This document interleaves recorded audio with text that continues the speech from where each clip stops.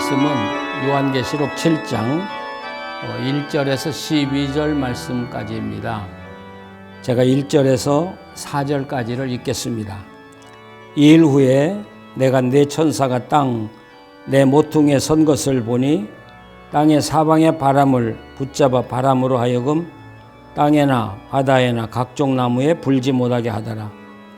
또 봄에 다른 천사가 살아계신 하나님의 인을 가지고 해돋는 데로부터 올라와서 땅과 바다를 해롭게 할 권세를 얻은 내 천사를 향하여 큰 소리로 외쳐 가로되 우리가 우리 하나님의 종들이 이마에 인치기까지 땅이나 바다나 나무나 해하지 말라 하더라. 내가 인 맞은 자의 수를 들으니 이스라엘 자손의 각 지파 중에서 인 맞은 자들이 14만 4천이니 드디어 인 맞은 자의 숫자가 나옵니다. 그래서 인 맞은 자의 숫자가 14만 4천이라고 이야기합니다. 6장 9절에서 11절까지 우리가 보았습니다마는 보좌 앞에 엎드려서 하나님께 탄원하던 순교자들의 기도의 모습이 나왔고 하나님께서 그들을 위로하시면서 형제들도 자기처럼 죽임을 당하여 그 수가 차기까지 기다리라고는 말씀을 들었습니다. 그런데 7장에서 드디어 인맞은 자의 숫자가 나오죠. 그런데 이 인맞은 자라는 말은 여러 가지 표현이 되겠죠. 두루마기를 입었다는 말로도 표현하고요. 또 하늘에 있는 자라고도 표현하고요. 또 하나님의 종들이라고도 표현을 합니다. 그런데 2절에서 특별히 살아계신 하나님의 인이다, 도장이다 이런 말이 나오죠.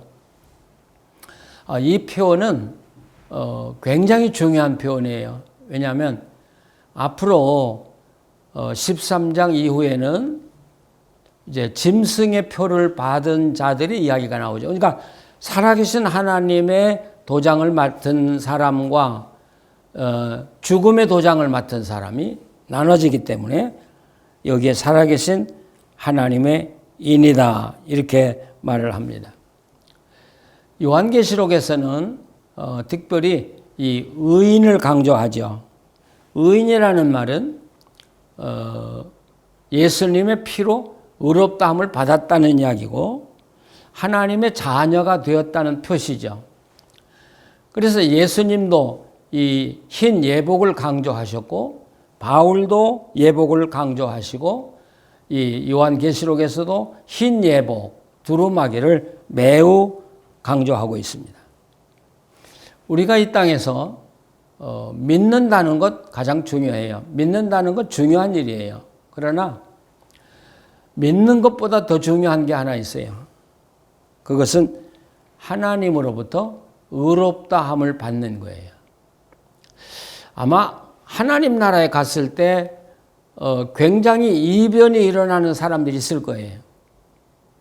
자기들은 굉장히 잘 믿었다고 또 하늘나라에 가면 주님의 칭찬을 들을 거라고 확신을 가지고 간 사람인데 주님이 내가 너를 모른다고 오는 사람이 있을 것이고 또 어떤 사람들은 자기는 잘못 믿었다고 생각하는데 주님은 그를 굉장히 환영하고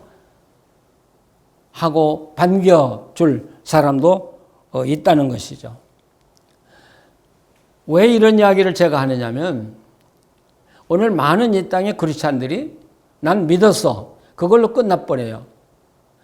그 믿음이 하나님에게 인정을 받았느냐 안 받았느냐 하는 거 생각도 안 해보고 내가 믿었어. 그러니까 난 구원받았어. 난 하나님 자녀야. 이렇게 이야기하는 거죠. 그런데 우리에게 중요한 것은 내가 믿어요. 그런데 하나님이 그 믿음을 받아주셔야 돼요. 받아주시면서 우리를 의롭다고 해주시고 너는 내 자녀라고 받아주는 것 이게 없다면 내 믿음은 가짜가 되는 거예요. 그래서 우리가 부자와 나사로 이야기를 잘합니다. 부자는 사실 예수를 하나님을 잘 믿는 사람이었죠. 그리고 이 아브라함을 아버지라고 부른 걸 보면 이 부자는 천국은 따놓은 당상이라고 믿고 살았던 사람이에요. 근데 맨 마지막에 나는 너를 모른다. 하나님께 인정받지 않는 믿음 가지고 살면서 내가 잘 믿는다고 한다면 여러분 낭패를 볼 때가 옵니다. 우리는 잘 믿어야 합니다. 하나님께 인정받도록 믿어야 합니다. 그리고 하나님의 인침을 받아야 합니다. 그럴 때 우리는 이 땅에서도 하나님의 은혜를 누리고 하나님의 나라에서도 하나님의 은혜를 누리게 될 것입니다. 자, 그런데 여기 14만 4천이라는 수가 나왔는데 이 14만 4천이 오늘 7장 전반전에서는 이게 이스라엘 사람 중에 구원받은 사람이라 그렇게 말하고 있어요. 우리는 14만 4천 이렇게 간단하게 이야기합니다만은 오늘 본문에 보면 14만 4천이 나오고요. 그리고 그 뒤에는 수를 셀 수 없는 많은 사람이 또 나옵니다. 도대체 이게 어떻게 조화가 되는 것인가? 어쨌든 첫 번째 나오는 14만 4천은 이스라엘 사람 중에 구원받은 사람을 이야기합니다. 다시 말하면 구약시대에 구원받은 사람의 수를 이야기합니다. 왜 14만 4천이냐? 여러분 이스라엘은 12지파예요. 예수님의 12제자를 뽑으셨어요. 이 12이라고 하는 것은 성경에서 세계 만방을 가르쳐요. 또 어떤 면에서는 충만을 이야기하기도 하고요. 온전한 수를 이야기하기도 그래요. 3, 4, 12 이렇게 되거든요. 그러니까 온 세상인데 여기서 12는 이스라엘 그 지파의 온전한 수를 이야기해요. 그 이스라엘 지파의 온전한 수 중에 구원받은 사람이 1000명이다 각각. 왜 1000이냐? 여러분 이 성경 시대에 사람들 생각에 가장 많은 수는 10,000명이에요. 그리고 1000명은 굉장히 많은 수예요. 그러니까 14만 4천은 1000명의 단위가 144니까 얼마나 굉장한 수를 이야기해요. 그래서 이건 실제 수보다는 상징적인 수라고 우리가 이야기할 수 있을 것입니다. 자, 9절에 보면 이 사도 요한이 놀라서 보라, 이건 뭐 굉장히 놀란 거예요. 보라, 아니 14만 4천 이야기를 했는데 또 수를 셀 수 없는 많은 사람들이 또 나타나는 거예요. 그러니까 요한이 얼마나 놀랐겠어요. 보라, 수를 헤아릴 수 없는 많은 사람들이 있는데, 자, 이들은 살아계신 하나님의 도장을 맡은 입 맞은 사람들이에요. 흰옷 입은 사람들이에요. 또 종려나무 가지를 들고 있다는 건 승리, 개선 장군들이에요. 자, 이들은 과연 누구일까? 여러분, 이 본문만 보면 구원받은 사람의 수가 14만 4천만 아니라는 거죠. 14만 4천이 있고 또 수를 셀 수 없이 많은 입 맞은 사람이 또 있다는 이야기죠. 자, 그러면 혼란스러워요.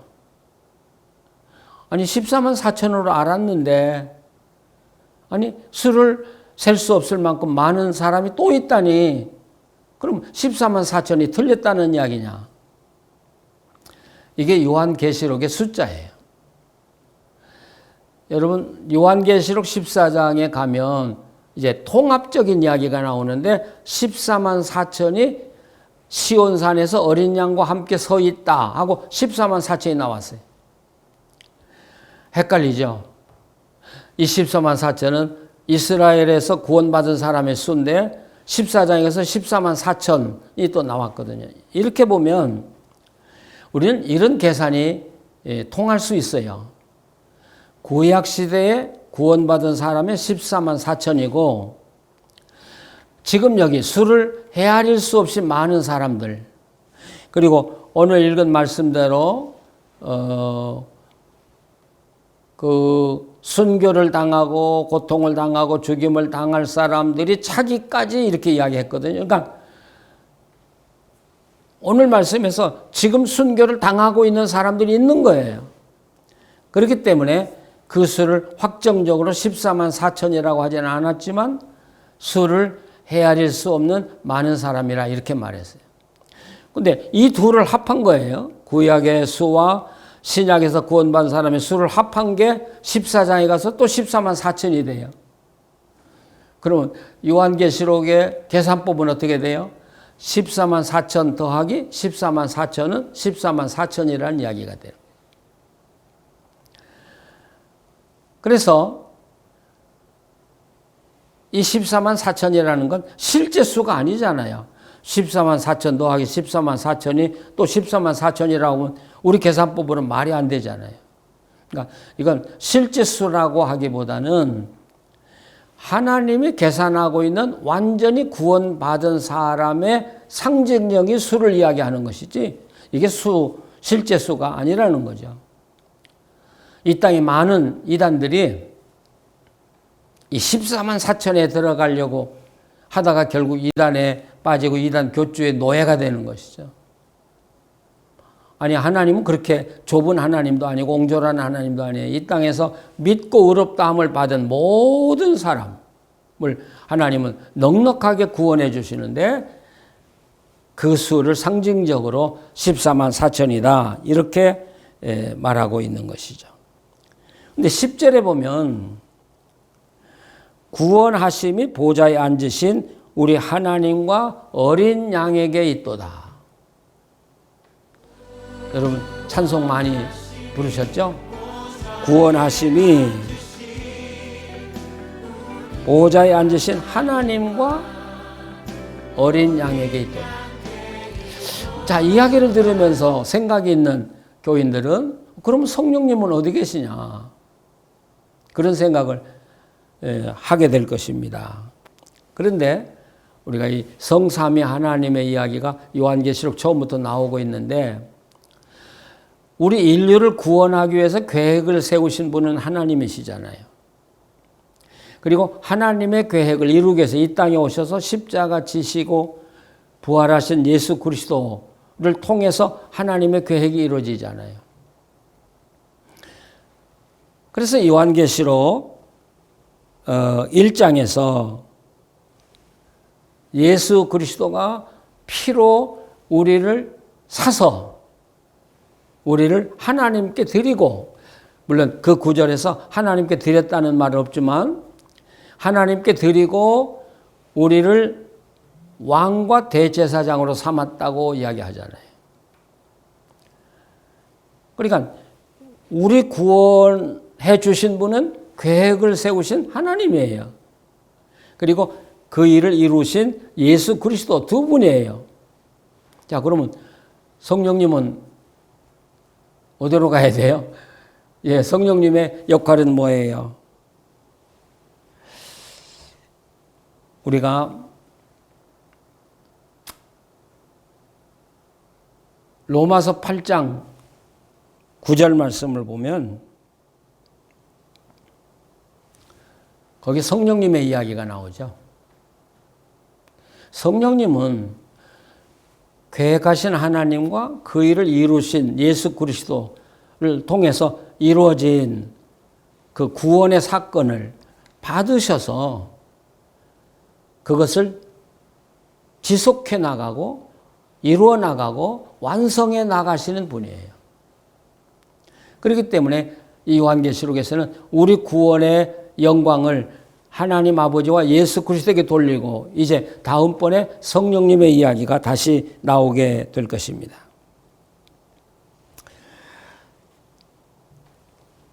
인맞은 자. 인맞은 자는 구약에 구원받은 사람, 이스라엘 백성이고요. 또 신약에 와서 예수 그리스도의 증인으로 살다가 고난과 핍박을 당하면서까지 끝까지 견디고 이긴 자들, 그들이 셀 수 없는 큰 무리죠. 근데 성경에서 가끔 인구조사가 나와요. 다윗이 인구조사를 임의로 했다가 하나님께 큰 벌을 받죠. 왜냐하면 이 인구조사는 의미하는 바가 많아요. 첫째로는 보충한다는 의미가 있어요. 그러니까 땅 모퉁이에서 바람을 주장하는 천사들에게 바람 불지 말라. 그래서 이 땅과 나무와 바다를 해하지 말라 그러잖아요. 그리고 하나님의 인을 가진 천사를 또 천사가 바람 불지 못하게 해서 그 수가 차기까지 기다리라고 이야기하잖아요. 그래서 하나님의 계획을 보충해 가는 의미가 있어요. 그래서 4절에서 5절 지나면서 14만 4천이라는 수가 이제 나타나기 시작한 것이죠. 두 번째는 이 수를 센다는 것은 소유를 이야기해요. 우리가 이 목자들이 양을 저녁에 우리에 들이면서 수를 센다고 하잖아요. 내 소유를 찾는 거예요. 그러니까 하나님께서 이 14만 4천을 찾으셨다는 이야기는 이 14만 4천, 하나님의 품 안에 들어온 모든 사람들은 하나님의 소유라는 이야기죠. 근데 세 번째, 하나님의 인구조사를 할 때는 이것을 이렇게 말할 수 있어요. 전투적 교회. 요한계시록은 전투적 교회를 이야기해요. 편안한 교회가 아니에요. 지금 폭풍우가 몰아치고요. 박해가 오고요. 고난이 오고요. 심지어는 살해를 당하고요. 순교를 당하는 그런 어려운 지금 영적 전쟁의 폭풍 속에 들어있는 교회가 바로 이 교회거든요. 전투적 교회. 그래서 하나님의 수를 계산했다는 이야기는 지금 전투적인 교회의 대열을 갖춰서 사탄과 영적 전쟁을 치른다는 이야기가 되겠습니다. 물론 이 지상의 전투와 같이 피 흘리는 그런 전투는 아니죠. 하나님이 하시는 전투에 우리 교회는 참여하는 거예요. 그리고 따라가는 거예요. 그리고 하나님이 이루시는 그 승리를 우리가 맛보는 것이죠. 어쨌든 우리 교회는 항상 전투적 교회의 자세를 갖추고 살아야 돼요. 그래서 언제든지 하나님 편에 서야 되고, 언제든지 정의 편에 서야 되고, 언제든지 하나님과 함께 이기는 자가 되어야 하고 승리자가 되어야, 그럴 때 우리는 하나님의 주시는 영혼을 함께 누릴 수 있다는 사실입니다. 이 요한계시록 이렇게 해석해 나가다 보면 참 혼란스러운 게 많죠. 왜냐하면 우리들이 지금까지 가졌던 생각과 그 개념과 요한계시록에서 말하는 게 다르기 때문에 그래요. 우리는 구약과 신약을 나눠요. 이스라엘 유대 나라와 그리고 예수를 믿은 우리 크리스찬들을 나눠요.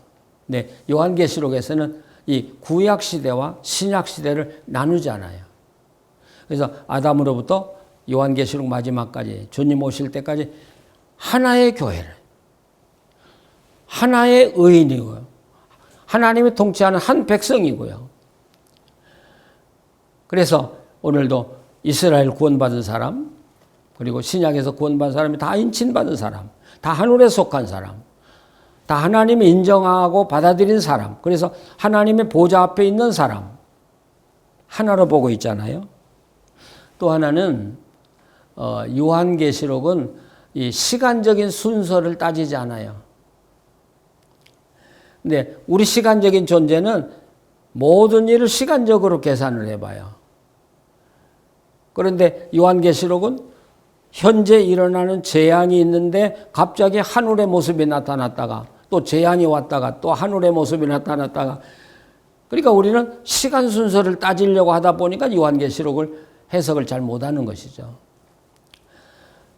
우리는 요한계시록을 공부하면서 우리가 중심에 둬야 하는 건 이기는 자와 패배자예요. 이기는 자는 하늘의 백성이에요. 그들은 심판을 받지 않아요. 하나님의 절대 보호 속에 있어요. 그래서 하나님의 천사들을 향해서 바람 못 불게 하고 입맞던 자가 이 땅과 바다를 해하지 말라. 이것은 하나님의 백성들을 끝까지 보호하시겠다는 거죠. 그래서 이 땅에서 승리할 때까지 보호해 주시고 인도해 주신다는 그런 하나님의 간절한 마음이 거기에 담겨져 있죠. 그런데 요한계시록을 많은 학자들도 그렇게 이야기해요. 6장에서 나올 때 6장 9절에서 12절도 마찬가지고 이 7장도 이런 걸 사파라 그렇게 말하죠. 예, 인재앙이 진행이 되고 그 다음에 이어서 나팔재앙이 진행이 되고 이제 대접재앙이 진행이 되는데 가끔 7장에 끼어들잖아요. 14장에 끼어드니까 이걸 사파라 그러는데요. 이건 굉장히 잘못된 견해예요. 요한계시록을 하나님의 심판의 입장에서 재앙의 중심으로 다루다 보니까 이걸 사파라 그러는데 아니 거꾸로 생각해야 돼요. 우리가 사파라고 생각하는 게 요한계시록의 핵심 테마예요. 중심 주제예요. 그렇기 때문에 하나님의 관심은 6장 보좌 앞에 기도하는 순교자 무리, 7장에 구원받은 14만 4천, 14장에 시온산에 있는 사람들, 그리고 21장에 새 예루살렘. 이게 하나님이 보시는 관점이에요. 하나님은 그들을 더 소중하게 여기는 거예요. 그들을 위해서 재앙을 내리는 거예요.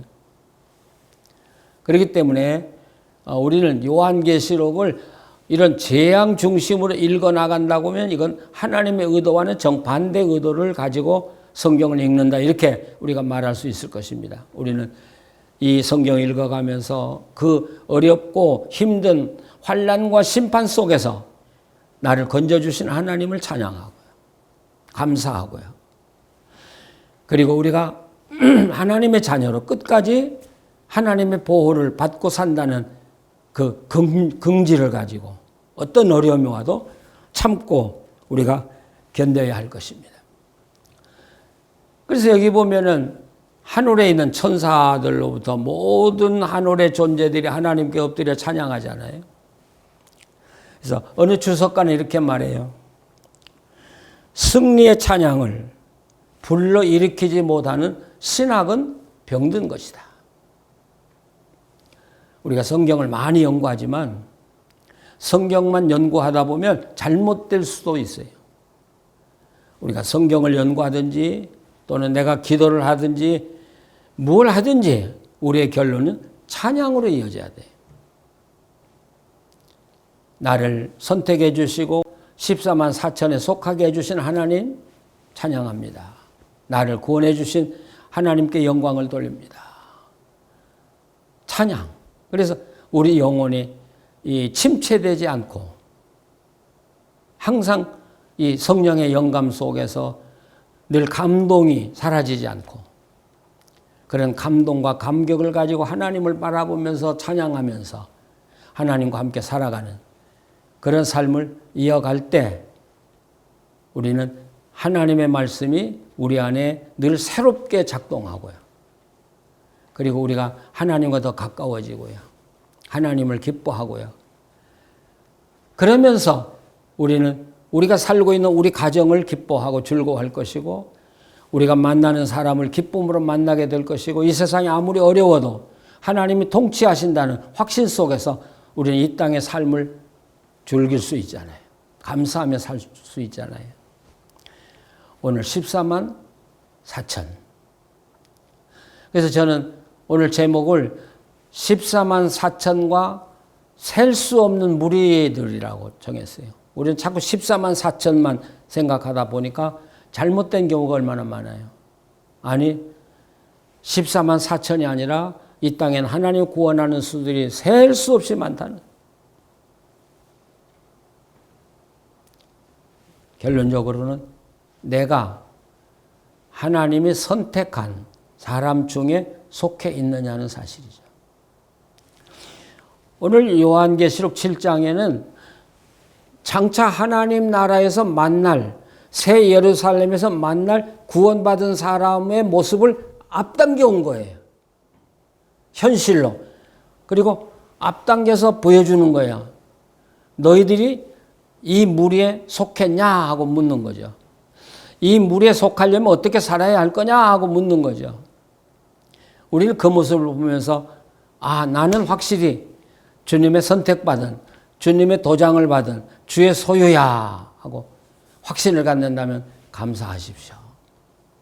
영광을 돌리고 그 기쁨으로 살아가시오. 만약 내가 정말 하나님의 인정을 받고 하나님께 속했을까 하는 자신이 없다면 여러분 이제부터 기도 많이 하시고 말씀을 상고하면서 하나님 품으로 달려가시기를 바랍니다. 그래서 우리 하나님과 함께 늘 교제하며 살아가는 성도들 되시기를 간절히 바랍니다. 기도하시겠습니다. 하나님, 이 시대가 참 악합니다. 또 악한 자들이 날뛰고 사탄이 날뛰는 시대가 되었습니다. 그래서 때로는 우리가 두렵기도 하고 이 어려운 시기를 어떻게 이겨야 할까 염려하기도 합니다.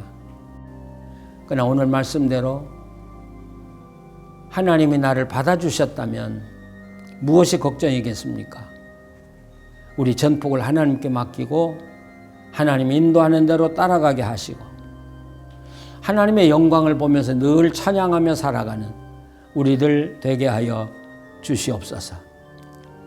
그래서 우리의 삶이 찬양이고 우리 가정의 삶이 기쁨이고 찬양이고 우리 교회의 삶이 찬양이고 우리의 사회 모든 전반의 삶이 하나님을 찬양하는 삶이 되게 하여 주시옵소서. 그리고 우리들에게 주신 이 참된 평화가 하나님 우리를 통해서 또 우리 교회를 통해서 온 사회에 퍼져나가게 해 주시옵소서. 고통 가운데 있는 성도들